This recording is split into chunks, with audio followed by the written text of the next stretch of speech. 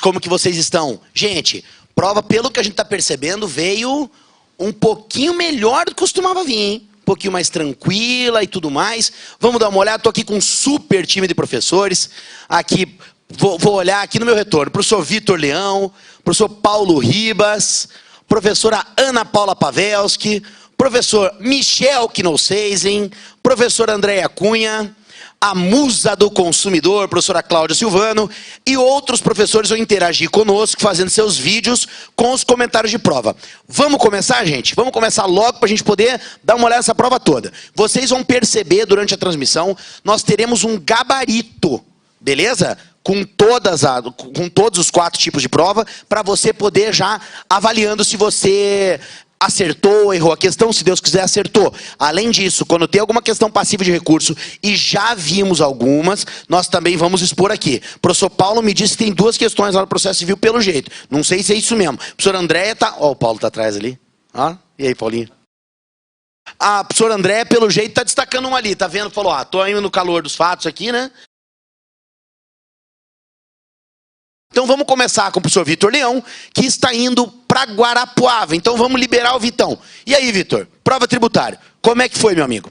Salve, salve, meus amigos, meus nobres colegas aqui presentes, meus aprovados para a segunda fase do 31º exame de ordem. Prova de direito tributário, uma prova com uma questão difícil e as demais questões dentro daquela previsão nossa, dentro daquilo que a gente trabalha em sala de aula, inclusive uma ontem falada no aulão de revisão, 2 faladas no aulão de revisão de véspera. A questão número 22, que falava sobre a sociedade empresária ABC, que fazia transporte intermunicipal, essa realmente era uma questão mais difícil, que era uma questão específica de ICMS, e a resposta certa era a alternativa que falava que o ICMS era devido e deveria ser recolhido para o estado em que se localizam os municípios X e o município Y, ok? A próxima questão falava sobre o João da Silva, servidor da administração tributária do município Y, que emitiu uma certidão negativa de débito, de quitação de débitos tributários falsa. A resposta certa é que falava que o servidor João da Silva poderá ser responsabilizado pessoalmente pelo crédito tributário e juros de mora crescidos. Ok? A próxima questão, 24, falava, e essa sim foi falada ontem também para nós, lembramos ontem no aulão de revisão de véspera, falava sobre a necessidade de lei complementar para normas gerais, especificamente aqui na nossa questão a respeito de prazo decadencial. A resposta certa era a letra que falava que seria inválida, pois somente poderia ser veiculada por lei complementar. A questão 25 falava sobre a Maria dos Santos, que requereu um financiamento bancário e daí foi exigida uma quitação de ITBI. A resposta, ITBI no caso não era devido, a resposta certa seria que não é possível exigir ITBI sobre direitos reais de garantia sobre imóveis, ok? E por fim, a última questão de número 26, que falava sobre um parcelamento, também falado ontem no aulão de revisão de véspera. A resposta correta seria o prazo para parcelamento a ser concedido ao devedor em recuperação judicial contra tais débitos para com o Estado X não poderia ser inferior ao crédito concedido por lei federal específica do devedor em recuperação judicial. Então é isso, são 5 questões, como sempre na prova do exame de ordem. Trabalhamos bastante esses assuntos em sala de aula, preparamos vocês para uma guerra e eu tenho certeza que vocês venceram essa etapa, ok? Grande abraço, volto com vocês, Aes, meu querido. Vamos lá então, meu amigo Vitor. Vamos lá, o Vitor falou sobre número de questão. Galera, esquece o número de questão aí, o Vitor falou porque ele está com a prova na mão, é natural, mas você fica de olho nos temas das questões, né? Então, o Vitor, ele falou o número de questão relacionado à prova azul. Se a tua prova não é azul, ignora o número de questão falado ali pelo Vitor, porém ele falou quais são os temas, né? Então você acompanha pelo tema para poder entender se você acertou ou não. Estamos na torcida para você ter acertado. Vou pedir aos professores aqui presentes para que não comentem o número da questão, comente apenas o tema e qual é a resposta correta, não qual é a letra. Senão tem o risco, né, da galera depois se confundir. Vamos fazer o seguinte, vamos passar para a professora Ana Paula Pavelski para ela falar sobre o direito e o processo de trabalho. Ana, como é que foi tua prova? Olha só, Isaías, nós mantivemos aquele nosso padrão de 11 questões, né, entre as 2 matérias. Eu até estava brincando aqui com o Isaías que dessa vez foi 5,5 para cada uma, porque a gente teve, na verdade, questões aí que envolveram as 2 matérias. Mas a gente está bem feliz aqui no curso, conversei com a professora Juliana também, a gente está bem feliz porque tudo foi matado em sala aí com vocês. E várias questões a gente matou ontem na nossa revisão de véspera e hoje lá no nosso último encontro também teve questão da prova, mais de uma inclusive. Então, vamos lembrar, a primeira questão aqui é do Paulo, né? O Paulinho, eu estava brincando com o Paulinho, eles misturaram aqui, de fato, Paulinho, não só no nome da questão, mas teve uma questão com teu nome e outra com desconsideração da personalidade jurídica, tá? Então, olha só, a questão do Paulo, né, era uma questão que envolvia grupo econômico, e daí você identificava o grupo econômico pela direção de uma empresa pela outra, e porque elas eram do mesmo ramo. Olha o Isaías me olhando com cara de... Eu tenho que rir. Que ele me olha aqui com uma cara de, né, de Isaías. Então, aqui tinha grupo econômico e a responsabilidade do grupo econômico é solidária. Você conseguia responder a questão, principalmente com base nessa história de ter responsabilidade solidária no grupo econômico. Artigo 2º lá da CLT, parágrafos 2º e 3º, dá uma olhadinha lá. Eu realmente não preciso de identidade societária. Depois tinha a questão da Rafaela, que estava grávida lá e que o empregador exigia atestado de gravidez, reduzia a jornada, reduzia salário e mandava ela embora. E daí aqui que estava a chave da questão, que o empregador dispensava sem justa causa 7 meses depois do parto e a estabilidade gestante é de 5 meses. Então aqui, os direitos trabalhistas dela que foram violados é a questão de exigir o atestado, de preterir ela na vaga pelo fato dela ser mulher e também da redução salarial, porque as normas que são atinentes ao trabalho da mulher, à proteção do trabalho da mulher, elas são normas de ordem pública e, se cumpridas, não podem realmente reduzir salário, tá? Depois tinha a questão da Gervásia, né? A Gervásia, que era uma empregada de uma lanchonete, enfim, e caiu a arbitragem. E qual que era o problema aqui do contrato da Gervásia? Não dava para inserir cláusula de arbitragem por causa do salário dela. A gente brincou bastante na revisão, brincou sério, né?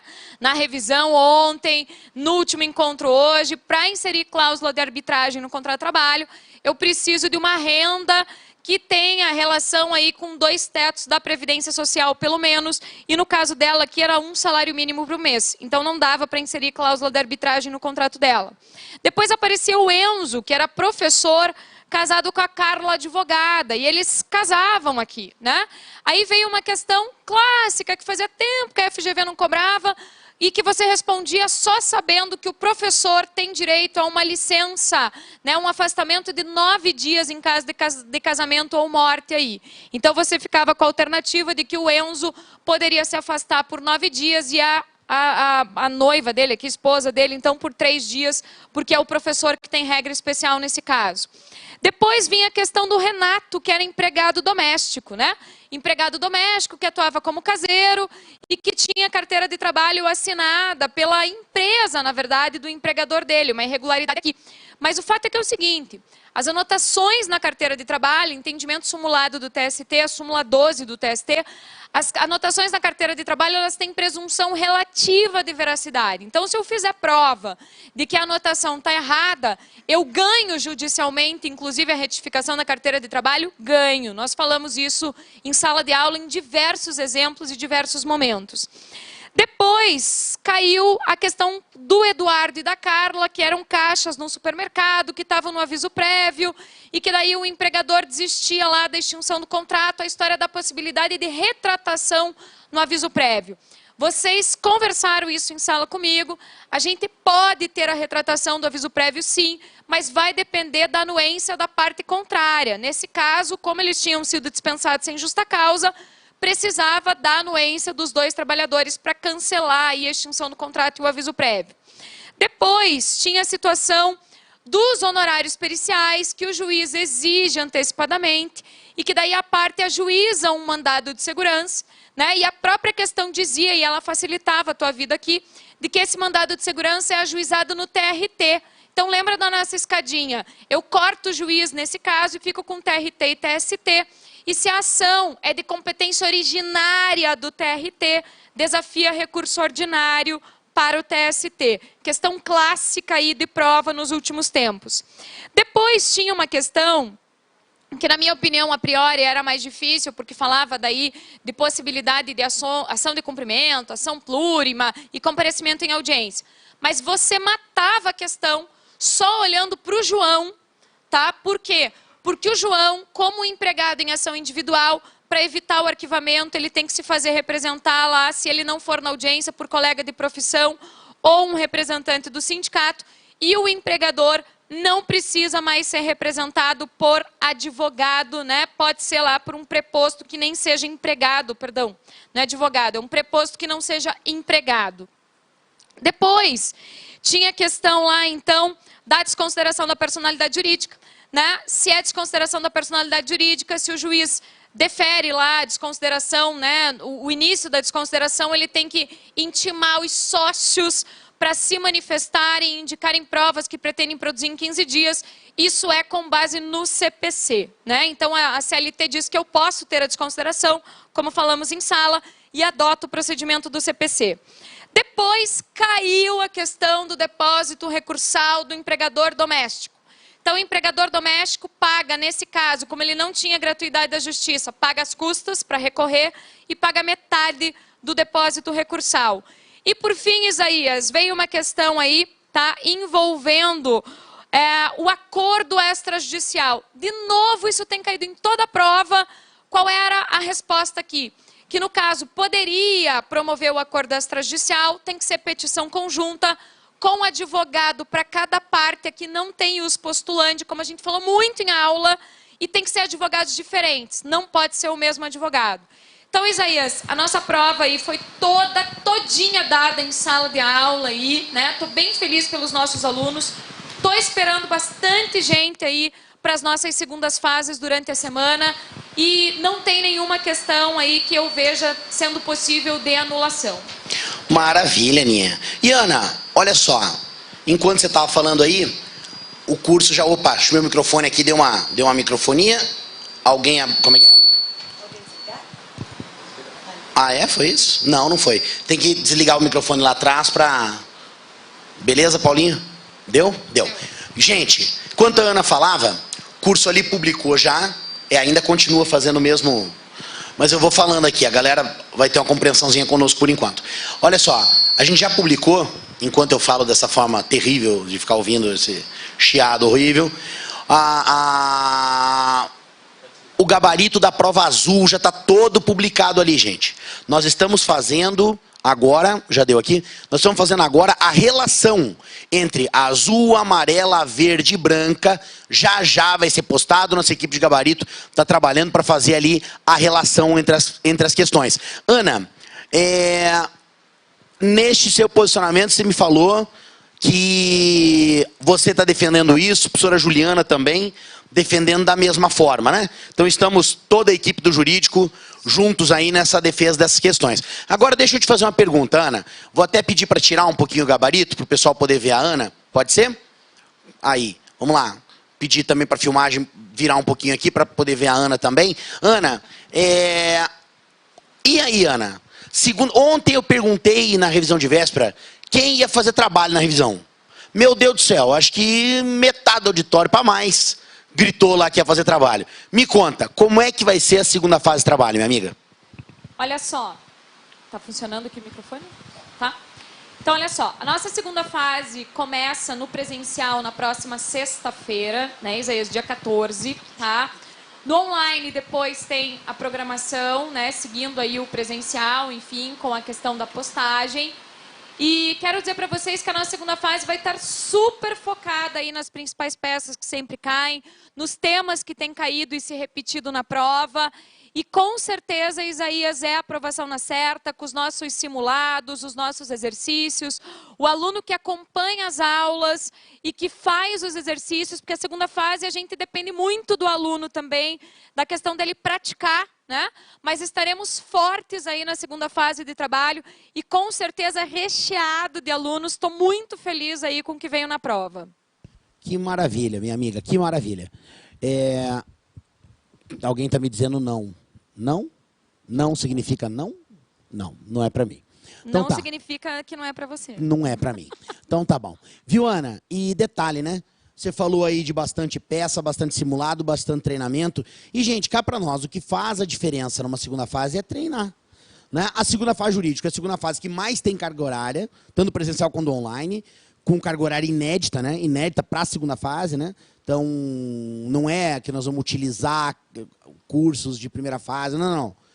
Carga horária inédita, carga horária gigantesca, é muito treinamento. Vocês me perguntam, mas eu que sou do online também vou poder fazer um monte de peça e vai ser corrigida? Vai. Você vai ter uma paulada de peça, né? Dependendo da área aí. Vai, Isaías, e é bom ressaltar, se você me disser o seguinte, por favor, que em todas as segundas fases, a gente faz a revisão de todo o direito material e processual e a aplicação disso para a peça e para as questões. Então, isso é super importante, que a gente não reaproveita a aula de cursos passados, a gente não reaproveita a aula de primeira fase. Aqui no jurídico é tudo inédito e focado aí para a prova que está acontecendo. Isso é super importante. É isso aí. E vai ser uma bela de uma segunda fase, com certeza, com um belo índice de aprovação. Gente, está chegando. A aprovação é agora.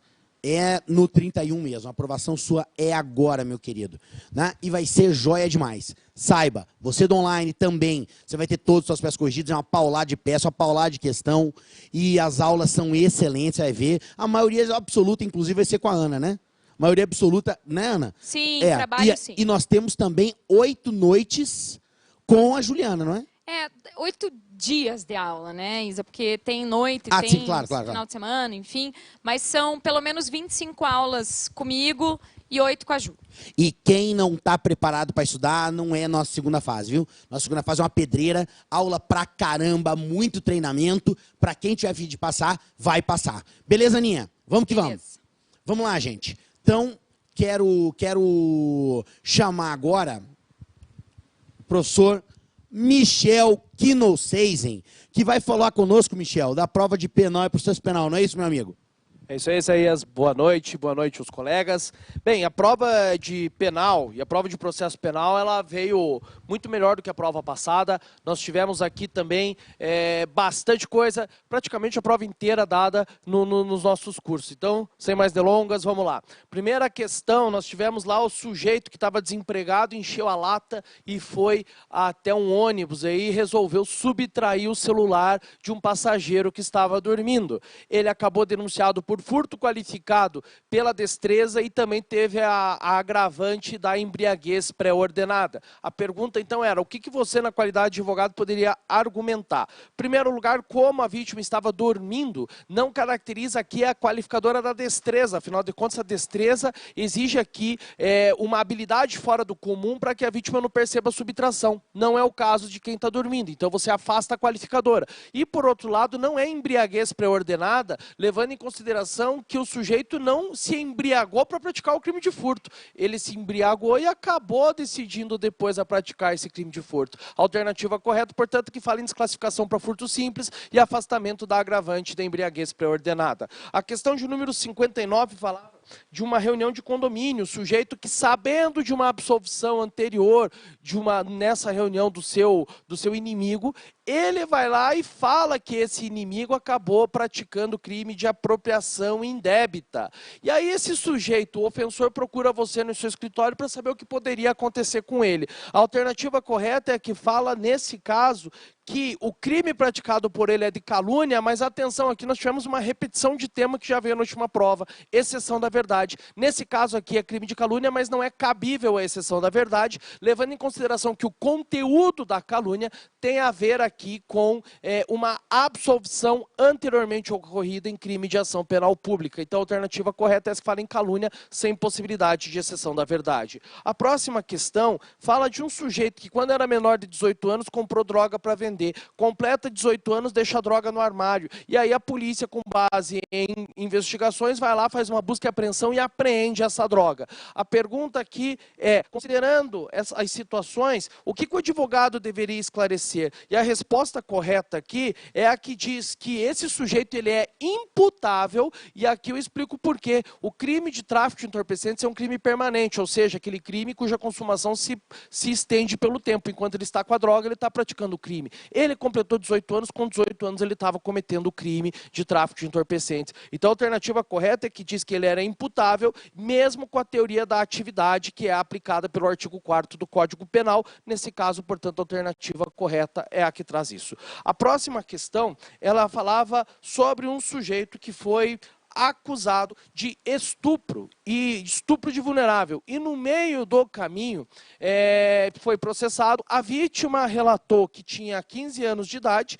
e ele também negou ali e ele também disse que esse ato sexual foi consentido. Veja só o que acontece nesse caso. Nesse caso, se a vítima tem 15 anos de idade e o ato é consentido, nós temos caracterizado aqui a atipicidade da conduta. A alternativa correta, portanto, é que fala em que o pedido deveria ser o de absolvição fundado no reconhecimento da atipicidade da conduta. A questão de número 62 falava de uma moça, a Maria, que ia até uma loja e tentava passar um cheque falso nesse estabelecimento para fazer uma comprar roupas no valor de R$ 1.200. A vendedora desconfiou, chamou a polícia, Maria acabou presa em flagrante. A alternativa correta aqui é a seguinte: essa Maria ela foi denunciada, de acordo com a questão, pelo crime de estelionato e pelo crime de falsificação de documento. Só que, atenção, aqui nós aplicamos a súmula 17 do STJ, que fala que quando você falsifica documento para fins da prática de estelionato, você só responde pela prática do crime de estelionato. Portanto, a alternativa correta aqui é que diz que temos um crime único de estelionato na forma tentada. E por que na forma tentada? Porque o enunciado não diz que a Maria obteve essa vantagem indevida. Então, nós temos aqui a alternativa correta é crime único de estelionato tentado. E, por último, nós temos aqui a narração de 3 sujeitos que estavam unidos com a finalidade de praticar crimes de falsificação ideológica de documento particular, artigo 299 do Código Penal. Só que o que acontece? Como não há uma hierarquia, uma distribuição e uma delineação das tarefas dentro desses 3 sujeitos, nós temos, em primeiro lugar, que já não pode ser organização criminosa. E, por outro lado, o crime de organização criminosa, previsto lá no artigo 1º, parágrafo 1º, e a tipificação no artigo 2º, ele exige no mínimo 4 pessoas, e aqui nós estávamos falando de 3. Por isso, a alternativa correta, então, é a que fala em desclassificação para o crime de associação criminosa. Por outro lado, agora a gente vai falar da prova de processo penal. Essa prova particularmente me deixou muito feliz, ela foi inteiramente dada no curso Master aqui do Jurídico. A primeira questão falava de flagrante, tema que nós falamos ontem na revisão. E quando ele falava lá que durante a escuta telefônica que foi deferida numa investigação de uma organização criminosa, um determinado sujeito estava negociando armas, o integrante dessa organização criminosa. Então, o que os investigadores fizeram? Comunicaram à autoridade policial, que comunicou o juízo. E aí, enfim, fez a prisão em flagrante. A pergunta aqui era, esses sujeitos que foram presos queriam um esclarecimento seu. E nesse caso, o esclarecimento correto, de acordo aqui com as alternativas, é de que o flagrante ele era legal, porque era um flagrante retardado. Afinal de contas, no crime de organização criminosa, o flagrante retardado demanda apenas a comunicação ao juízo. E era o que dizia o enunciado da questão. A próxima questão falava do Caio, que foi denunciado pelo crime de estupro de vulnerável. Só que ele dizia que a redação da denúncia era bastante confusa. E aqui eu lembro da aula de ritos do processo penal, que nós trabalhamos justamente a questão da inépcia da denúncia. Se a denúncia não traz uma narrativa que possibilita você saber do que você está sendo acusado, essa denúncia deve ser rejeitada. Então aqui a alternativa correta era que dizia que a denúncia deveria ser rejeitada. E como se trata de uma decisão de rejeição de denúncia, o Ministério Público aqui poderia recorrer por meio do recurso em sentido estrito. Além disso, é importante lembrar, como a questão própria fala, é possível também que o Ministério Público, ao invés de recorrer, ele ofereça nova denúncia. Tá? Próxima questão, ela dizia a respeito da denúncia oferecida contra o Tiago e o Thales pela prática do crime de sequestro qualificado. E aí, durante aqui mais uma aula, dentro da aula de ritos, se for duvidar, na aula do Master, que foi dentro da mesma aula, nós tratamos esses 2 assuntos. Na aula de ritos, a gente trabalhou da audiência. E aí, o que acontece? Colocaram a mulher do Thales para ser testemunha, né? E aí você vai lembrar o seguinte, se você é acusado, você vai chamar tua mulher para ser testemunha, principalmente ex-mulher? Óbvio que não, pode complicar a vida lá. O que acontece? A mulher do Thales foi ouvida, só que o artigo 206 do Código de Processo Penal diz que ela pode se recusar a prestar o depoimento. Então, o que acontece aqui nesse caso? Nesse caso aqui, como ela podia se recusar, o Thales, nesse caso, nós podemos ter a nulidade, conforme o artigo 206 do Código de Processo Penal. Agora, por outro lado, me parece aqui, porque olha só, a questão ainda fala que o Thales foi afastado no interrogatório do Corréu. Artigo 192 do CPP fala que quando você tiver 2 réus na mesma ação penal, você vai ter a separação de um. Então, me parece aqui que a alternativa correta é que ele poderia questionar a oitiva de Rosa como testemunha, já que ela poderia ser recusar a prestar declarações, tá? Por fim, nós temos ainda a questão de número, a questão que fala de uma investigação de um funcionário público, de um deputado que acabou sendo processado em razão de um crime de concussão. Aqui é uma questão interessante, porque a questão aqui é uma primeira vez que a gente vê na prova de processo penal uma interdisciplinariedade. Na verdade, o conhecimento exigido aqui era muito mais da aula de constitucional do que da aula de processo penal. Eu conversei com o professor Kozikowski, ele disse que deu essa matéria, porque na verdade o que acontece? A competência para julgar funcionário público federal que está no exercício da função praticando crime, a competência aqui é do Supremo Tribunal Federal, porque ele está cometendo crime no exercício da função. Ok. O grande detalhe é que a Constituição da República, nesse ponto, ela não exige aqui que nós tenhamos aqui a Casa Legislativa autorizando o processamento. Não, o Supremo Tribunal Federal não precisa da autorização para processar o sujeito. Só que, uma vez oferecida e recebida essa denúncia, o Congresso tem que ser notificado pelo Supremo Tribunal Federal. Então, nesse caso aqui, a denúncia poderia ser oferecida, poderia ser recebida, mas, no caso, deveria ser comunicada à Casa, ok? Aí a próxima questão. A próxima questão fala de uma moça que foi vítima de um crime de apropriação indébita. E aí o que acontece? Ela teve um prejuízo e o Ministério Público pediu que o réu do processo em que ela era vítima, que ele arcasse com os prejuízos que ele causou com a prática do crime. Essa moça te procura e pergunta o que pode acontecer diante daquele processo. E a alternativa correta aqui é que ela poderá apelar, mesmo que não habilitada, afinal de contas, o artigo 598, parágrafo único, permite isso no Código de Processo Penal, ela poderá apelar, mesmo que não habilitada, tá, por meio do seu advogado, ainda que não esteja habilitado como assistente de acusação.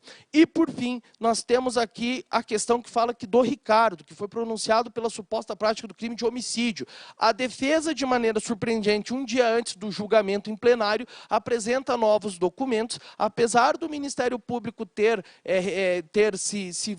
pedido para que essa situação, para que esses documentos não fossem juntados aos autos, o juiz acabou mantendo os documentos nos autos e, por fim, ele acabou absolvido. Ministério Público recorre sob o argumento de que a decisão dos jurados é manifestamente contrária à prova dos autos. No entanto, o tribunal acaba anulando a sentença e determina a realização de um novo júri. Quem viu a aula de recursos de teoria geral dos recursos deve lembrar da Reformatio in Melius. A Reformatio in Melius, súmula 160 do Supremo Tribunal Federal, diz que o julgamento do recurso da acusação só pode ocorrer nos pontos exatos que foram objeto desse recurso da acusação. Ou seja, nesse caso aqui, a acusação não pediu a nulidade. Se a acusação não pediu a nulidade, o tribunal não poderia ter anulado esse julgamento. Portanto, aqui a alternativa correta é que o tribunal não poderia ter anulado esse julgamento com base na nulidade não arguída.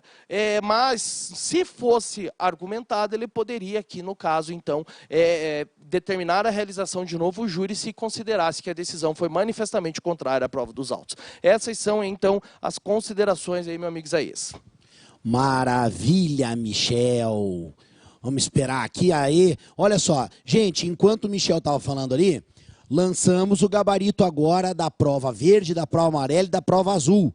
Gabarito nosso, dos nossos professores, não é ainda o gabarito da FGV. Está faltando só o gabarito da prova branca, já a equipe de gabarito lança para vocês. Meu amigo Michel, praticamente tudo dado em sala, então, e me fala um pouquinho da segunda fase penal. Estamos esperando bastante gente, parece que a aprovação vai ser muito boa. E me conta, como é que funciona a segunda fase penal? Bem, hoje, quando eu estava na porta da prova, um aluno veio falar, eu vou começar do zero. Eu posso fazer a segunda fase penal? Você pode. Segunda fase de penal, a gente tem a teoria, mas o curso não é teórico, teoria é voltada para a tua prova. Mas o principal, a parte das peças, a gente pega pela mão. Ensinamos a estruturação da peça, a estruturação do texto, como fazer o texto, praticamos as peças em sala de aula, aí você vai fazer a peça para protocolar aqui no curso. Esse curso tem uma carga pesadíssima de processo penal, 23 aulas com todo o conteúdo, principalmente o método de identificação de teses. A gente vai treinar muito a identificação das teses, a identificação das peças. Na parte do direito penal, da parte do direito penal, teoria do delito, a parte especial, legislação extravagante, nós temos aqui um curso voltado para as questões práticas da prova, ou seja, nós não vamos discutir a teoria, nós vamos ver como isso é aplicado na sua prova. É um curso que é pesado, é puxado, mas também é um curso que os resultados são bastante satisfatórios, principalmente quando a gente vê os nossos alunos chegando lá na prova e não tendo medo de encarar esses exames aí. Essa história do aluno chegar na prova e não ter medo de encarar, Michel, faz toda a diferença. Porque a preparação faz isso, mexe com o estado emocional e deixa o cara melhor para a prova. Né? Então, parabéns pelo trabalho que vocês têm feito lá na segunda fase penal, que é um trabalho cá para nós. Nossas segundas fases são segundas fases excelentes, nosso corpo docente, gente, vamos combinar, né? Corpo docente do jurídico é o que há. Não é o melhor corpo docente do Brasil, com todo respeito aos queridos amigos, parceiros e concorrentes de todo o país, mas o corpo docente do jurídico é imbatível. Não, Ana Paula Pavelski. É demais, né? O corpo docente do jurídico é violento. Tá bom. Então vamos lá. Michel já está preparado então para detonar na segunda fase com essa galera. A partir de quarta-feira no presencial e sexta-feira no online. Que maravilha. Então vamos lá. Então vamos falar de direito civil. É isso, professor André Cunha? Vamos falar de direito civil. Tá com o microfone por aí? Vai pegar o meu? Não vai não. Vai pegar o da Cláudia. Então tá bom. Como é que foi a tua prova, professora? Foi um pouco mais pesada, porque direito civil estava vindo pesadinha nas últimas provas, né? Pois é, eu vou te falar que a prova estava difícil, mas para os nossos alunos do curso jurídico, especialmente agora, falando do meu conteúdo, nós falamos todos esses conteúdos em sala de aula. E eu acredito mesmo, como os alunos acabam comentando às vezes, que eles escutam a nossa voz durante a prova, eu espero que vocês tenham escutado a minha voz também durante a sua prova. Vamos lá, vamos comentar as questões, então, da minha parte da matéria. Uma das questões falava que Márcia era uma adolescente com 17 anos, ela iria ser emancipada pelos seus pais. Ela começou ela desenvolveu um perfil na internet, estava começando já a querer celebrar negócios, contratos, mas ela tinha 17 anos. O enunciado, inclusive, destacava que ela ainda não tinha obtido remuneração, mas que estava quase em vias de celebrar contratos de patrocinadores para o seu site. Então, como ela também não tinha ainda obtido nenhum tipo de lucro, não tinha economia própria, não seria caso de emancipação por economia própria. A assertiva correta era que dizia que os pais, por instrumento público, poderiam emancipar a sua filha, que estava então com 17 anos. Aí os alunos do Master devem ter lembrado, que a gente comentou bastante em sala, né? Que quando os pais querem emancipar por ato voluntário, não precisa de homologação judicial, uma das assertivas perguntava se precisava, a gente lembra lá na aula, não precisa de homologação judicial, vai até o cartório e por instrumento público, no cartório de registro civil, vai fazer a emancipação. Então, essa assertiva era correta e eu acredito mesmo que vocês tenham acertado corretamente a prova. Uma outra questão falava sobre um pai que queria fazer a venda de um imóvel para seu filho e que um dos filhos se recusava a fazer essa venda. As assertivas, então, o enunciado ainda afirmava que por um dos filhos ter recusado essa compra e venda de pai para filho, ele resolveu fazer uma doação para esse filho. As assertivas questionavam se era possível fazer essa doação. A assertiva correta era que dizia que sim, o pai pode doar para seu filho, não precisa de autorização dos demais descendentes, porque isso é antecipação da parte que lhe cabe na herança. Também falamos em sala de aula isso lá no Master, a gente falou bastante sobre essa questão. Compra e venda de pai para filho precisa de autorização, mas a doação não precisa. Então, você também acredito que tenha se lembrado das nossas aulas e tenha também corretamente acertado essa questão. A outra questão, também falada em sala, era de uma irmã que faz o pagamento de um aluguel para a sua irmã que está passando por uma dificuldade financeira. De novo, nós falamos em sala do terceiro interessado e do terceiro não interessado. Inclusive, Isa, eu comentei assim, poxa, já caiu desse jeito essa matéria na prova, mas o perfil atual da FGV ela vai dizer que A deve para B e o pagamento é realizado pelo melhor amigo do devedor, pelo pai do devedor. E caiu que uma irmã fez o pagamento para a devedora. Situação muito similar, então, do que a gente falou em sala. E é o pagamento realizado por uma terceira não interessada. Então, a letra correta era que dizia que a irmã que efetuou o pagamento é uma terceira não interessada e tem direito apenas de regresso, que é o direito de reembolso do valor que ela pagou. E aí, galera do curso jurídico, aqui é a professora Fernanda Pinheiro com as primeiras impressões acerca da prova. Gente, em família, veio bem dentro daquilo que a gente esperava. Inclusive, demos as matérias, os conteúdos em sala de aula em todos os cursos.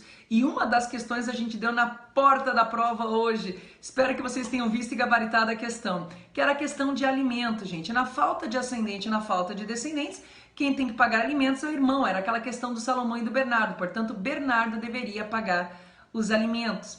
Outra questão de família que a gente falou que provavelmente ia cair era regime de bens, tanto que vieram duas questões de família, que era a questão dos regimes de bens, comunhão parcial de bens, figurinha carimbada. Ali tinham 150 mil recebidos a título de aluguéis. Lembra que a gente falou que frutos percebidos de bens particulares entram na comunhão. Só que a questão tinha pegadinha. 50 mil era anterior ao casamento, portanto não era passível de meação. Apenas os 100 mil passíveis de meação. Ok, gente? A outra questão, essa de sucessões, veio fora do padrão. Vocês podem ter tido um pouquinho mais de dificuldade porque não veio dentro do padrão que a gente esperava. Gente, é possível a renúncia pelo herdeiro devedor insolvente, tá? Ele pode renunciar à herança, que era a questão do Arnaldo, Roberto renunciou à herança, ele era devedor. E aí a questão perguntava se Bruno poderia aceitar a herança em nome de Roberto. Poderia, gente, nos estritos limites do seu crédito e em até 30 dias a contar do conhecimento da renúncia. Espero ver vocês na segunda fase. Beijo grande! Vamos lá, meus amigos. Boa Ferzinha. Já deve ter matado, obviamente, suas questões. Muito bom. Agora, vamos lá, musa do consumidor. O microfone não está com a senhora ainda, por motivos que não conseguimos compreender nesta vida, mas agora já está, né? Tu consegue falar? Consigo falar. Por que toda vez que você pega o microfone, que você sabe que tá ligado, você tem que falar alô, alô? Você faz isso na Globo, quando você dá entrevista pra Globo? É uma forma de cumprimentar as pessoas. Ah, entendi. Então, assim, ao invés de dizer, ô pessoal, como é que estão aprovados, você faz alô, alô. É isso aí, Claudinha. Então, eu preciso consultar. Ontem, na revisão de véspera, era o tempo todo esse... Ei, Japa, era o tempo todo esse alô, alô, brother. Achei engraçado que ele não fez isso, ele não fez bullying com nenhum outro professor, a não ser comigo, mas tudo bem. Ana Paula Pavels, que está aqui atrás, a gente vai conversar depois. Bom, vamos lá, gente, então, né? Duas questões... Não, sabe o que é um negócio, Cláudia? Isso aí é dor de cotovelo, entendeu? É recalque. Como ele não consegue falar alô, alô, daí ele tem que reclamar do seu alô, alô, entendeu? Deixa o alô, alô da Cláudia, Isaías. Vamos lá. O bom do chato é que ele não rola. Vamos lá, então, pessoal. Duas questõezinhas de consumidor que eu tenho certeza absoluta que vocês mataram e já estão aí na segunda fase e nós estamos aguardando vocês na próxima semana. Então, vejam, a primeira questão começa, né, até uma aluna fez um comentário, então eu vou atender esse comentário da aluna. Adriano, por meio de um site especializado, a questão começa dessa maneira, né?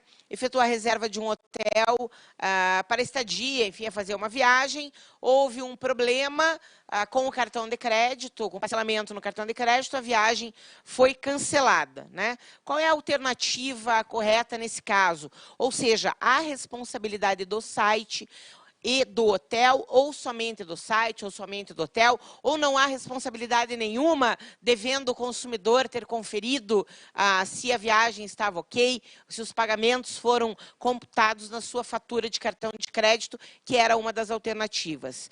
É o típico caso, pessoal, que nós tratamos em sala de aula, de responsabilidade solidária. É a regra no Código do Consumidor. A responsabilidade do prestador de serviço, nesse caso, é solidária. Logo, a questão que começa com o Adriano tem como alternativa correta ou certa a letra B. A demanda, enfim, poderá ser proposta, né? Ou poderá, Adriano, buscar em face do site de viagens, o site especializado, e do hotel, que respondem solidariamente por comporem a cadeia de fornecimento de serviço. É a responsabilidade solidária prevista como regra no Código de Defesa do Consumidor. Lembre, então, se houver uma situação que envolva vários fornecedores, eles respondem solidariamente, ou seja, respondem integralmente pela obrigação em face do consumidor. A segunda questão, uma questão um pouquinho mais difícil, mas também de fácil solução aí pelos alunos, talvez uma palavra ou outra pudesse trazer alguma confusão, mas eu tenho certeza que vocês acertaram e tiraram de letra, né?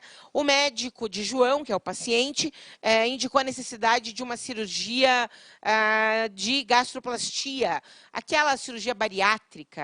Ele possivelmente, com certeza, né, apresentava aí um quadro de obesidade mórbida, de sobrepeso, enfim, e foi indicado então a gastroplastia. Essa obesidade mórbida é uma doença crônica de cobertura obrigatória pelos planos de saúde, ou seja, a gastroplastia está entre o rol da ANS, né, prevê expressamente que os planos são obrigados a cobrir esse tipo de cirurgia.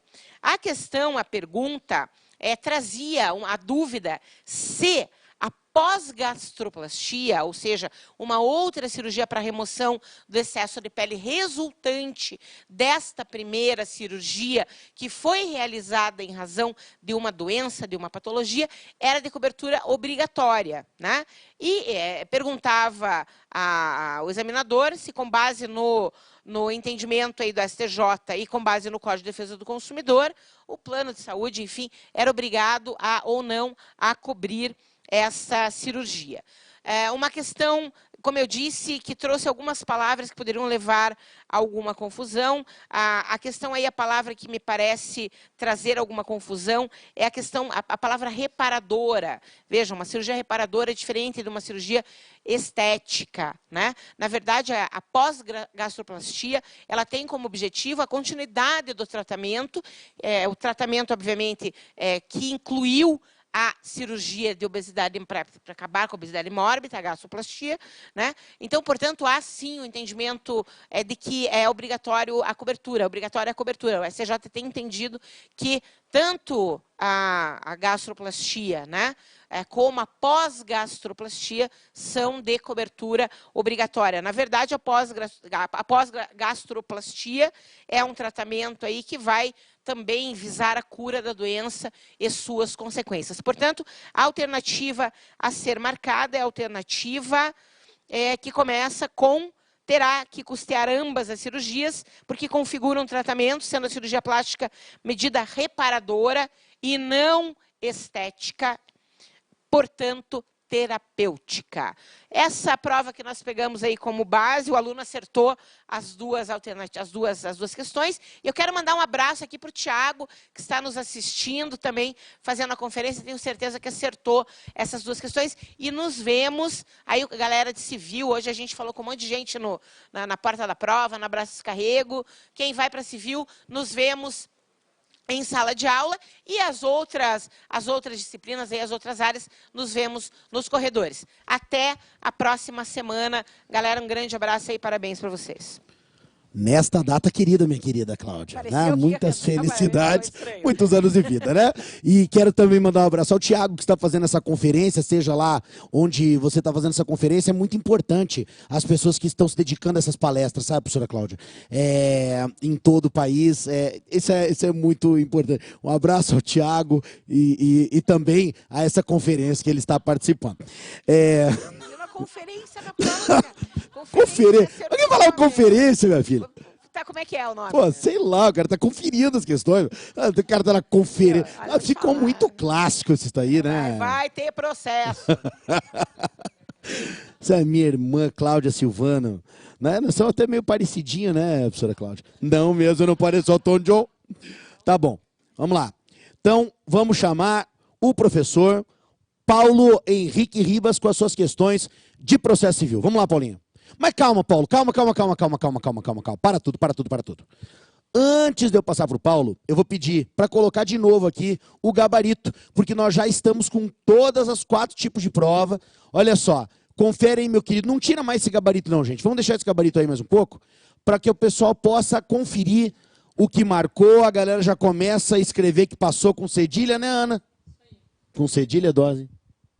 Não, sem cedilha, né? A história do... Não tá bom passando, Cláudia. Daí depois o cara escreve, passei com cedilha na segunda fase e você vai achar bonito. Não dá, né? Então escreve, eu passei certinho, tá? Não seja tiririca, né? Já vai se preparando para a prova da segunda fase.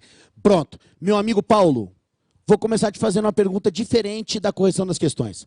Quero saber o seguinte, quero perguntar para você e para a Andréia como vai ser a segunda fase de civil no curso jurídico, logo depois você comenta as questões de processo. Passar o microfone para a Andréia aqui, vocês dois comentam. Bom, olha só, a segunda fase é um treinamento que a gente começa do zero, não é verdade, Paulinho? Do zero. Pega na mão, ajuda a começar a escrita da peça, desde o início, né, professor André? Isso mesmo. Nessa nossa segunda fase, há uma preocupação a preparar o aluno de forma adequada para a segunda fase, né? Então, qual é a preocupação? A preocupação é não só conciliar o direito processual, que é usado na peça processual, mas também conciliar o direito material. A gente conseguiu perceber aqui, avaliando as provas, né, Paulo, que tanto o direito material quanto o direito processual, eles têm igualdade de importância no desenvolvimento das respostas da prova de segunda fase. Então, pensando nisso, o curso é elaborado, começando do zero, você tem desde técnica de redação da petição inicial, o como eu vou escrever dentro da petição, de acordo com o que a FGV vai me exigir para que eu possa gabaritar, desde essa técnica de redação de peça à técnica de redação de questão prática, né? E o nosso time está bem distribuído, né? Nós temos a Claudinha com consumidor, Paulo, processo civil, falando das nossas grandes peças de segunda fase, professora Carol Silva na parte de direitos reais, professora Fernanda com direito de família e sucessões. Então, é toda a equipe muito focada para a sua aprovação. E o que é legal também é que os nossos alunos, quando eles estudam para a segunda fase, eles percebem que a gente estuda de um jeito muito mais dinâmico. É uma imersão no escritório de advocacia. A gente costuma falar isso bastante, né, Paulo? Que a segunda fase exige da gente realmente uma prática da advocacia. Então, uma imersão na advocacia civil e os nossos alunos saem preparados para enfrentar não só a prova e sair aprovado, mas preparados para encarar o mercado de trabalho. A aula de segunda fase não tem nada a ver com a aula de primeira fase, é treino, muita atividade. Como falamos, nós vamos ensinar vocês desde o início como escrever aquele parágrafo, como começar a escrever uma peça. Professor, eu estou travado, sem nem como começar. Fica tranquilo que a gente destrava. E já na primeira aula a gente mostra que nós vamos desmistificar essa história de que civil tem muita peça, é muito difícil, nada disso. A preparação é sensacional e eu sempre falo, a melhor propaganda é o aluno. Converse com alguém que já tenha feito o curso jurídico e se ele falar para você não fazer, também fala para não fazer. Porque ser 100% de gente recomendando o curso jurídico aqui na área civil e tenho certeza também na área trabalhista, área penal, área constitucional. Tá legal? Vamos, então, comentar aqui as questões de processo civil. Começo falando que processo civil, a prova saiu bem do padrão, bem daqueles temas aí, pelo menos os grandes temas que eles costumavam cobrar, e achei uma prova difícil porque acaba muitas vezes cobrando questões bem específicas, que eu penso não ser o intuito da OAB nesse momento. Não é cobrar questões específicas e sim verificar se o candidato está apto para iniciar o exercício da advocacia. Mas temos que dançar conforme a música. Então vamos lá. Pessoal, eu vou seguir a sequência da prova azul, que é a que eu tenho em mãos. Porém, vocês peguem aí, eu vou sempre falar o enunciado, a resposta correta, mas essa sequência da prova azul, vou dar um tempinho para vocês se acharem aí. Geralmente o processo civil vai lá das 51 até as 57. Então olha só, primeira questão, bastante trabalhada em aula, ainda eu falei que uma mosquinha passou e pediu para eu comentar com vocês sobre excesso de execução. Então é a questão que fala que o Bruno ajuizou contra Flávio uma ação de execução de título executivo extrajudicial. Nessa ação de embargos, ele alegou incompetência relativa e alegou também excesso de execução.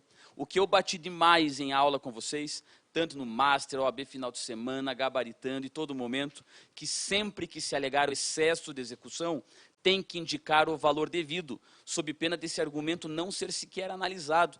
E foi o que aconteceu aqui. Claro, o argumento de incompetência relativa vai ser analisado, porém, o argumento de excesso não, porque ele não indicou o valor devido. Então, a alternativa correta era aquela que falava: os embargos de execução serão processados para apreciação da alegação de incompetência relativa, mas o juiz não examinará a alegação de excesso de execução. Tá? Fundamento artigo 917, parágrafos 3º e 4º. Uma outra questão era que o Marcos ele foi contratado por Júlio para realizar obras de instalação elétrica. E aqui é uma questão bem específica de hipoteca judiciária, que vocês encontram no artigo 495, especificamente que o parágrafo 4º. A resposta correta era que dizia que o Júlio ele poderá levar a registro a sentença e, uma vez constituída a hipoteca judiciária, esta conferirá a Júlio o direito de preferência em relação a outros credores, observada a prioridade do registro. Então, essa era correta na demanda do Marcos, na questão que envolvia Marcos e Júlio, e colocar essa sentença como hipoteca judiciária. A próxima questão, eu penso que a FGV deve anular, e depois vamos passar para vocês até terça-feira as razões de recurso. Era uma que falava assim: um advogado elabora uma petição inicial em observância aos requisitos legais. E daí diz que o juiz, ele julga o pedido improcedente liminarmente, analisando aqui essa peça postulatória. Então, tem três alternativas absurdamente erradas, porque improcedência liminar é mérito. Então, não tem que emendar a inicial por causa da primazia do mérito, porque é mérito. A outra alternativa diz que estaria errado, porque não existe hipótese de improcedência liminar. Absurdo, existe, artigo 332. E uma outra dizia que inépcia autoriza a improcedência liminar. Não, inépcia tem a ver com sentença terminativa. Então, três assertivas evidentemente erradas. Penso que o gabarito da FGV vai ser a alternativa que diz assim: nas hipóteses em que há necessidade de dilação probatória, não cabe improcedência liminar do pedido. Mas eu vou colocar para vocês razões de recurso pedindo a anulação dessa questão. Porque mesmo a alternativa D, essa alternativa, a última que eu li, eu posso questionar. Porque se vocês lerem o artigo 332, parágrafo 1º, uma das hipóteses de improcedência liminar do pedido é se o juiz reconhecer de cara prescrição ou decadência. E aqui em nenhum momento o legislador regulamentou, que precisa ter ou não dilação probatória. Então, prescrição e decadência não estaria no caput que fala, nas causas que dispensam instrução. Então, na minha visão, eles confundiram o caput com o parágrafo 1º. E a alternativa em questão, ela não faz referência às demandas em que dispensam instrução probatória, às demandas em que já tem precedente. Não, ela deixa genérico. Portanto, penso que essa alternativa, essa questão deve ser anulada, porque até essa alternativa mesmo, ela não estaria correta. Seria a menos errada, mas ainda assim, na minha visão, dá para argumentar que ela está furada pela prescrição e decadência prevista no 332 primeiro, em que aqui sim não há necessidade de dilação probatória pelo texto de lei. Aí, questão mais do que batida em aula, batida, gritada, rebatida, até na revisão em todos os momentos, que envolvia mais uma vez ação rescisória. É que começa assim: o arquiteto Fernando ajuizou a ação exclusivamente em face Daniela, Parari Parará. A alternativa correta, aqui sem sombra de dúvidas, é a que diz: a reconvenção deverá ser processada a despeito de Daniela não ter contestado a ação originária, na medida em que o réu pode propor reconvenção, independentemente de oferecer contestação. Então, muito batido em aula, gritado, batido no quadro para acordar aluno, inclusive pela... Então, olha só, a professora Pavels, que aplica lá subsidiariamente o CPC, já ajudou. Então, matou mais uma aí, para além, já ajudou a matar a questão aqui. Tamo junto. Então, aqui, essa é a questão com base no 343, parágrafo 6º. Posso reconvir sem contestar, porque contestação não é um dever, e sim um ônus. Beleza? Próxima questão. Gustavo procura você como advogado, visando ao ajuizamento de uma ação em face de João. Pessoal, aqui uma questão que envolve possessórias. E se eu estou discutindo posse, eu não posso levantar aqui a possibilidade de discutir propriedade. É o que diz o Código expressamente no artigo 557. Senão acabaria por fim, isso eu não vou discutir posse porque isso aqui é meu, acabaria a discussão. Então a resposta correta é: na pendência da ação possessória proposta por Gustavo, não é possível, nem a ele nem a João, propor ação de reconhecimento e domínio, salvo em face de terceira pessoa, que é expressamente o que determina o artigo 557 do CPC. E a última questão, essa que eu também acho, conversei também com minha amiga Pavels, conversei com a Andréia, com a Cláudia, e a gente comentou, né, que ela, assim, não, a menos errada, porque tinham três assertivas evidentemente erradas. Essa que era a única que podia marcar, mas dá para argumentar, e nós vamos bater pela anulação, que é a que diz que em um processo em que Carla disputava a titularidade, foi depois descoberto, no processo criminal, que essa prova que se embasou a sentença, ela era falsa. Beleza. Então aqui cabe rescisória. Como eu sempre falo, Pavelski domina melhor que ninguém a ação rescisória. O processo de trabalho está muito adiantado nesse tema, ação rescisória, até por sua muito maior utilização lá no processo de trabalho. Mas beleza. Então aqui não cabia nova apelação, não cabia reclamação, muito menos pedir o cumprimento de sentença no juízo criminal. Então a alternativa correta será ajuizar rescisória, demonstrando que a sentença foi fundada em prova cuja falsidade foi apurada em processo criminal. Professor, por que vai pedir anulação? Porque para quem manja de rescisória sabe, o artigo 975, batemos em aula, rescisória, regra geral, tem um prazo de 2 anos. Aqui tem um prazo de 2 anos, só que o enunciado ele coloca assim, alguns meses depois, Carla descobriu que Marcos era réu. Isaías, para você, quanto que é alguns meses depois? Vai de cada um. Talvez o cara, opa, se 25 meses depois, já não dá mais para rescisória. Não me deixaram responder, pô. Pois é.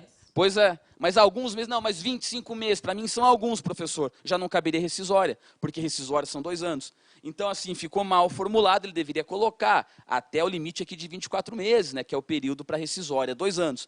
De toda forma, claro, as outras 3 bem erradas, rescisória. Mas dá para tentar brigar, caso tenha se confundido na hora, dá para tentar brigar por uma anulação. Acho difícil conseguir, mas dá para brigar. Já aquela outra da improcedência liminar, na minha visão, tem que ser anulada assim. Ok? Então, é isso aí, galera. Espero todos já agora. Semana já está começando. Espero na segunda fase. Ok? Isaías. Meu microfone não rolou agora. Maravilha, grande Paulo Ribas. Gente, olha só. Nós sabemos já que nós temos o gabarito. Você está olhando para o gabarito aí. Tem ali no gabarito um Rzinho do lado ali, que é passivo de recurso, tá? Então nós temos 3 questões, por enquanto, que nós estamos apontando como passivo de recurso. Inclusive, 2 professores estão aqui conosco ao vivo. 2 do Paulo, uma que ele acredita muito, outra menos, e uma da professora Andréia, que também foi visto em cima do calor dos fatos aqui, mas foi visto como uma possibilidade de recurso, né? Vamos analisar mais. É natural, gente, que toda essa correção acontece na correria, né? 5 horas da tarde a gente pega a prova, começa a dar uma olhada, 6 horas estamos aqui ao vivo falando da prova. Então é natural que nós vamos descobrir mais coisas passivas de recurso, daqui a pouco sai o gabarito, o professor fala assim, não, olha, eu estou de acordo aí com o gabarito diferente apresentado pela FGV, ou não. Daqui a pouco sai um gabarito apresentado pela FGV, a gente vem e fala, não, tá errado, tem que mudar.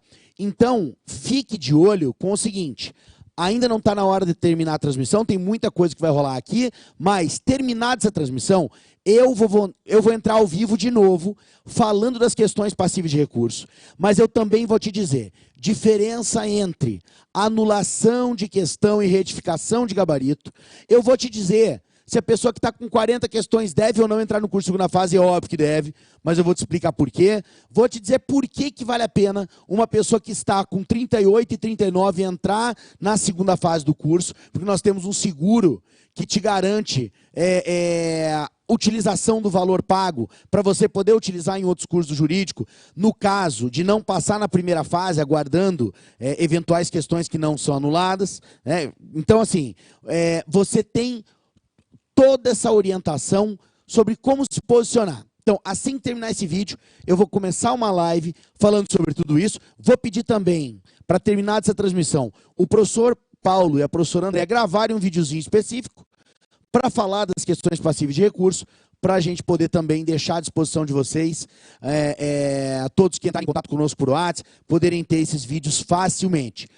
Eu estou à disposição de vocês, não está terminando a transmissão não, estou à disposição de vocês no 41 99229 1607. Fique à vontade no meu WhatsApp, manda mensagem mesmo e nós vamos conversando sobre a prova, beleza? Meus amigos, vamos fazer entrar aqui vários vídeos na sequência falando sobre direito ambiental, internacional, humanos, ECA, filosofia, empresarial, ética, constitucional, administrativo. Ou seja, nós vamos falar sobre todas as questões. Assista aí com a gente, já a gente volta. Valeu, galera!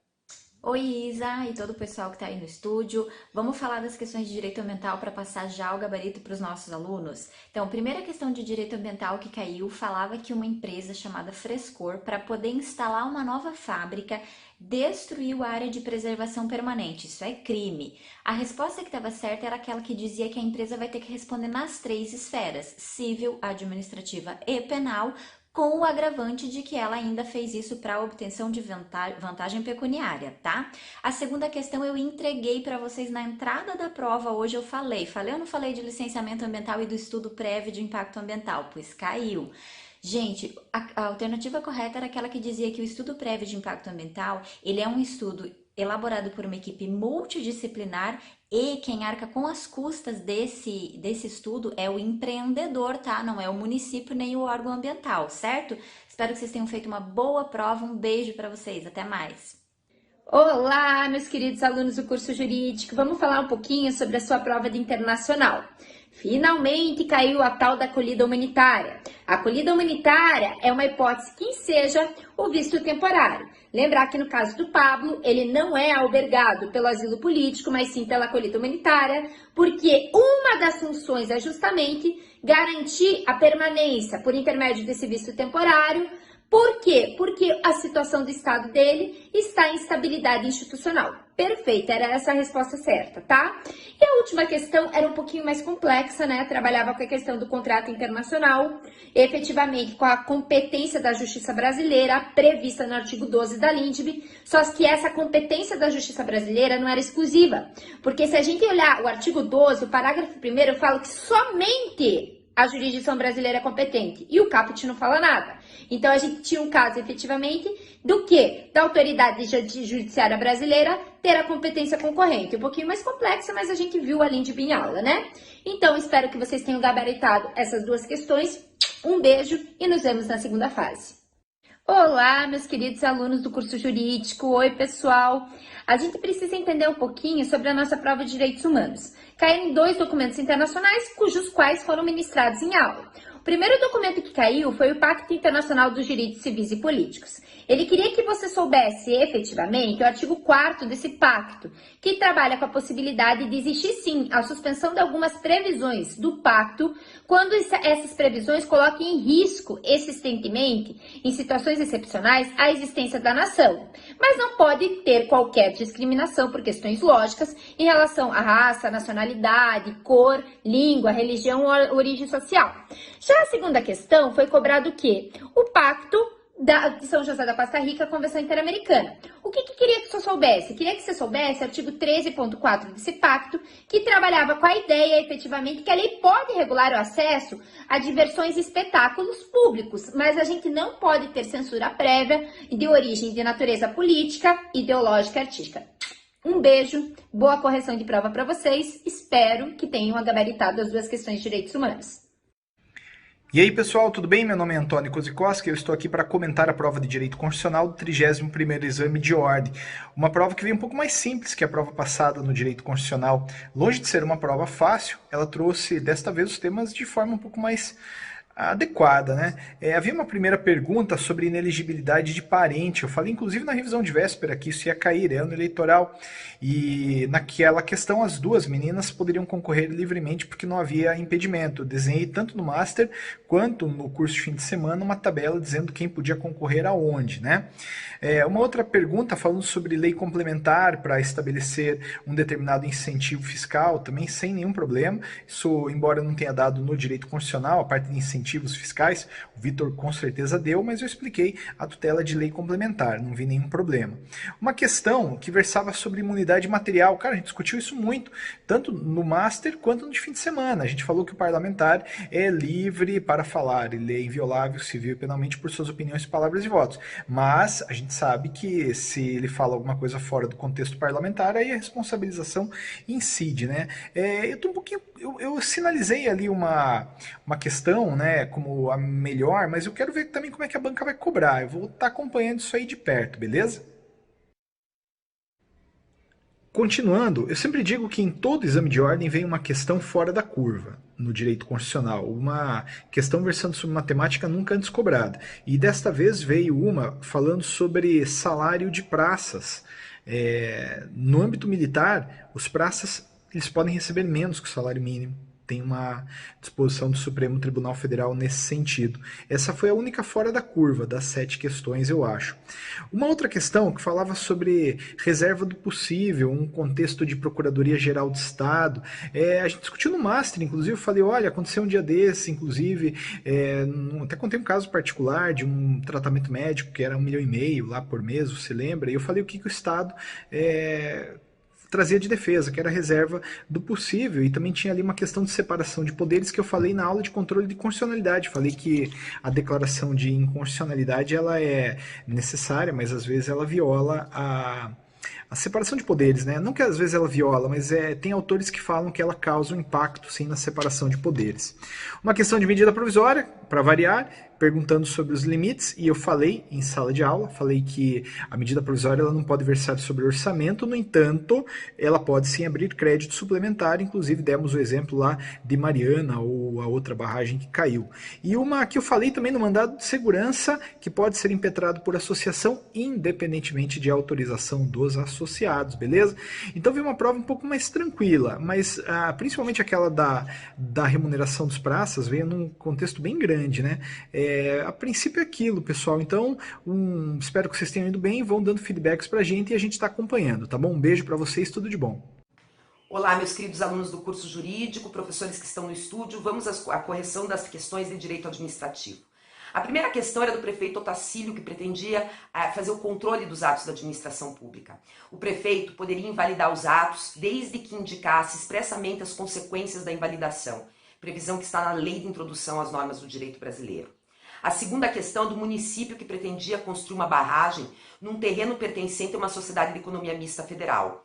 A iniciativa é válida, cabendo ao Poder Executivo Municipal praticar os atos da desapropriação. A terceira questão é a aplicação de multa à sociedade Soneca, que era feita no exercício do poder de polícia. Nessa questão, a alternativa correta era que dizia que não se considerará mandado de segurança à sociedade Soneca, tendo em vista que a aplicação da multa está submetida a recurso com efeito suspensivo. A quarta questão falava da Maria, que havia sido contratada temporariamente para ocupar o cargo de professora.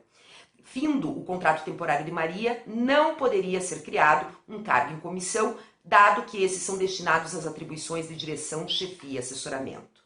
A quinta questão falava do Rafael, funcionário de uma concessionária que deixou um bueiro aberto.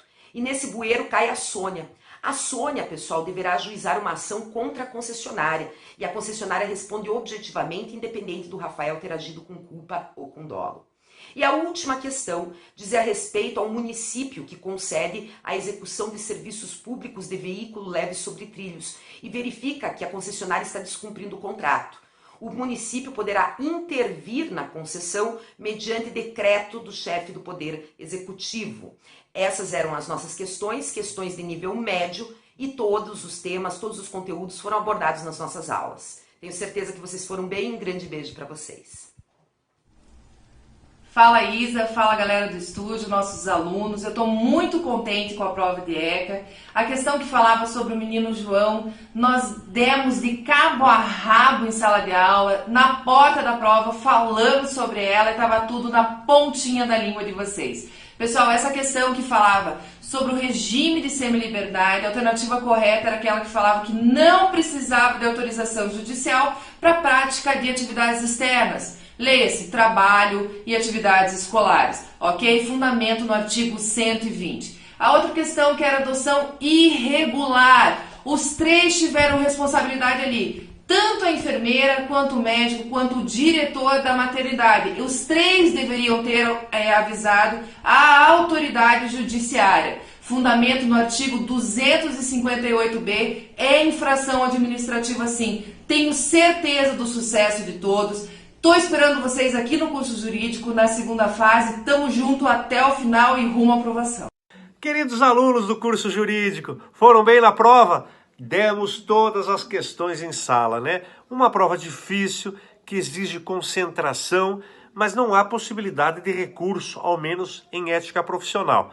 Naquela questão, por exemplo, do André e da Helena, os dois advogados foram nas mídias, lá da forma que eles foram, As duas formas estão equivocadas, né? Convidando as pessoas a litigar. Isso não é possível, o advogado tem o dever de promover a conciliação, né? Aquela lá que falava da Sara, que fez uma falsa prova para ingresso na OAB. O recurso não tem efeito suspensivo. Lembra que eu falei, os recursos, eleições não têm efeito suspensivo, falsa prova para ingresso na OAB e na suspensão preventiva, que é o caso da questão, né? Aí teve aquela questão que falaram lá, né? O nome do sócio falecido Antônio, daí o Bruno, o Caio, o Diego, todo mundo foi saindo da sociedade, ficou só o Diego. E o Diego pode sim fazer uma sociedade unipessoal, juntar todas as cotas e transformar numa sociedade unipessoal. E aquela questão que falava lá, né, do advogado que era um conselheiro seccional, pediu para sair, pediu o boné, quero ir embora. Não precisa dar prazo para ele falar por que ele quer ir embora. Renunciou, tchau. Renunciou por quê? Porque quis. Pronto, acabou. Então quem decide isso é a diretoria. Valeu? Obrigado. Olá, queridos alunos, tudo bem? Aqui é o professor Michael Dionísio e vim corrigir a prova de Direito Empresarial com vocês. Meus caros, nós tivemos aí 5 questões, como já previsto, né? Uma delas fala sobre o que acontece numa sociedade limitada quando não está previsto no contrato e um dos sócios morre. Bom, nesse caso, meus caros, haverá resolução da sociedade em relação ao sócio em caso de morte, porque se trata de uma sociedade de pessoas e os sócios não são obrigados a aceitar, se não há cláusula obrigando isso no contrato social, o herdeiro. Outra questão vai falar sobre a obrigação ou não de integralizar sócios em condomínio. Sim, pessoal, todos são obrigados a integralizar o capital social, não me importa quem sejam eles. Portanto, eu posso cobrar e executá-los caso eles sejam remissos. Outra questão vai falar sobre alienação do estabelecimento empresarial, trespasse. E você sabe que o vendedor fica solidário pelo período de 1 ano das dívidas constantes na contabilidade. E como a dívida já havia vencido, portanto, eu tenho 1 ano e por isso eu não vou poder cobrar aquele que vendeu, né, aquele que alienou o estabelecimento empresarial, porque pelas datas já havia passado esse 1 ano. Então, a resposta seria essa. Outra questão vai falar sobre o contrato de agência, pessoal, e no fundo traz o conceito de contrato de agência, que é qual? Que naquele caso não há ilegalidade quanto à definição de zona geográfica para a atuação exclusiva do agente, bem como em relação à possibilidade de ser o agente mandatário das proponentes. Por serem características do contrato de agência, no fundo confirma que a possibilidade que o enunciado traz está correta. E por fim, nossa última questão vai falar vai falar sobre convolução. Bom, essa questão, a resposta certa é: os créditos remanescentes da recuperação judicial serão considerados habilitados quando definitivamente incluídos no quadro geral de credores, tendo prosseguimento as habilitações que estiverem em curso. Ufa, pessoal, nós temos pouco tempo, por isso temos que correr. Espero que tenham ido bem. Mandem notícias. Até a segunda fase. Olá, queridos alunos, tudo bem? Aqui é o professor Michael Dionísio e vim aqui com vocês para resolver a nossa prova de filosofia. 2 autores repetidos, Kant e Aristóteles. Bora para as questões. A questão de Aristóteles fala sobre a questão do justo e do injusto.